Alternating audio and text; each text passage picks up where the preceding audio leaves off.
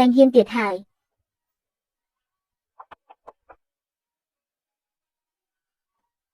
រងជួនពួកគេធ្វើជ្រុលពេកហើយមិនត្រឹមតែមិនឲ្យខ្ញុំចូលផ្ទះថែមទាំងឲ្យអ្នកបម្រើមើលងាយខ្ញុំទៀតអ្នកត្រូវតែរកយុត្តិធម៌ឲ្យខ្ញុំណាខ្ញុំធ្វើដើម្បីអ្នកចុះហេតុអ្វីខ្ញុំត្រូវធ្វើដើម្បីអ្នករឿងដែលអ្នកបានធ្វើខ្លួនឯងនឹងអ្នកមិនដឹងខ្លួនទេមែនហើយខ្ញុំសួរអ្នកបន្តិចចុះគ្រឿងរៀបចំអាពាហ៍ពិពាហ៍ដែលម្ដាយខ្ញុំឲ្យអ្នកកាលពីមុននោះអ្នកយកទៅទុកឯណាហើយគ្រឿងរៀបចំអាពាហ៍ពិពាហ៍នឹងខ្ញុំទុកដាក់វាអស់ហើយទុកដាក់អស់ហើយចុះហេតុអ្វីខ្ញុំរកពេញទាំងក្នុងផ្ទះនេះហើយនៅតែរកមិនឃើញឬមួយអ្នកលួចយកវាត្រឡប់ទៅផ្ទះត្រកូលឈិនវិញហើយលីនឈីងយីងអ្នកនៅតែនឹកដល់ត្រកូលឈិនមែនទេអ្នកមិនចង់រស់នៅជាមួយខ្ញុំឲ្យបានល្អសោះមែនទេខ្ញុំអត់បានធ្វើទេខ្ញុំអត់បានយកគ្រឿងរៀបចំអាពាហ៍ពិពាហ៍ត្រឡប់ទៅផ្ទះត្រកូលឈិនទេគឺមានគេលួចយកទៅបាត់ហើយលួចយកទៅបាត់តើមានអ្នកណាហ៊ានលួចគ្រឿងរៀបចំអាពាហ៍ពិពាហ៍របស់អ្នកខ្ញុំថាគឺអ្នកលួចលាក់ទុកខ្លួនឯងនឹងឯងលីនឈីងយីងអ្នកវាជាមនុស្សកុហកអ្នកកុហកខ្ញុំតាំងពីដើមរហូតដល់ចប់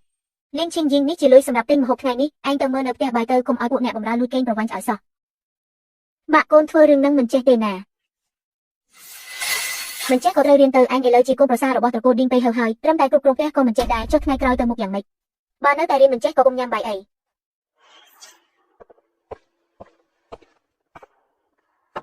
អូអ្នកស្រីមកដល់ហើយតាមមួយថ្ងៃនេះមកជួយការងារពួកយើងទៀតហើយមែនទេនឹងហើយកាលពីមុនពេលនៅត្រកូលឈិនជាកូនស្រីគេហឺហាណាស់មែនទេឥឡូវនេះក៏មិនខុសពីពួកយើងដែរត្រូវមកធ្វើការងារធ្ងន់បែបនេះ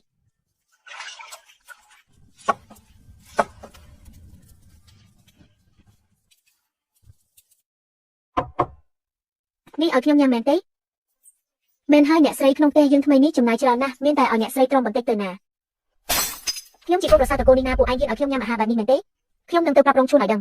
ទៅដឹងទៅមើលឥឡូវនេះព្រះអង្គម្ចាស់មិនចង់ជួបអ្នកតតែសោះអ្នកគិតថាអ្នកនៅតែជាកូនស្រីសំណប់ចិត្តដូចពីមុនមែនទេមែនហើយផៃរងជួនឥឡូវនេះមិនចង់ជួបខ្ញុំតតែសោះចាប់តាំងពីឆ្លោះគ្នានៅយប់រៀបការមកគាត់មិនចង់សំបីតែមើលមកខ្ញុំ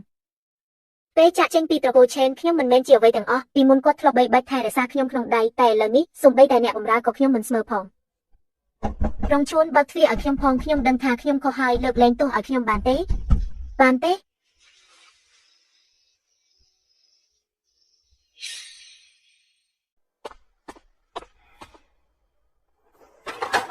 ខ្ញុំលែងលះជាមួយគេហើយខ្ញុំទ្រាំមិនបាន1វិនាទីណាទៀតទេជាមួយអាមនុស្សបរិសម្នាក់ណាកុំធ្វើអីផ្ដេសផ្ដាសអីបើលែងលះពេលនេះអ្នកក្រុងទាំងមូលនឹងនិយាយថាត្រកូលហូហ្វូយើងជាមនុស្សអត់គុណធម៌មិនខានទោះបីជាលីនឈីងយីងបោកប្រាស់អ្នកក៏ដោយតែតាមឈ្មោះនាងនៅតែជាអ្នកមានគុណជួយជីវិតអ្នកឯងប្រឹងនេះបែកធ្លាយចេញទៅតាមមុខមាត់ត្រកូលហូហ្វូយើងនឹងទៅទុកនៅឯណាតើអ្នកចង់ឲ្យខ្ញុំរស់នៅជាមួយអាមនុស្សបោកប្រាស់ម្នាក់នេះមួយជីវិតមែនទេយកល្អទុកសិនទៅចាំមួយរយៈទៀតឲ្យរឿងនេះស្ងប់ស្ងាត់សិនចាំយើងគិតគ្នាទៀតលោកម្ចាស់ត្រកូលបានបញ្ជាមកថាឲ្យកាត់ផ្ដាច់លុយកាក់របស់លោកហើយហាមមិនឲ្យលោកចេញទៅបង្កចំនួនទៀតទេ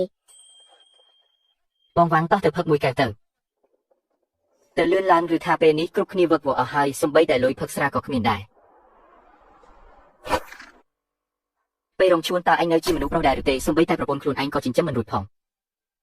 ខ្ញុំចិញ្ចឹមឯងមិនរួចមែនបើមិនមែនព្រោះតែឯងជាមនុស្សបោកប្រាស់ទេខ្ញុំក៏មិនធ្លាក់ខ្លួនដល់កម្រិតនេះដែរខ្ញុំប្រាប់ឲ្យ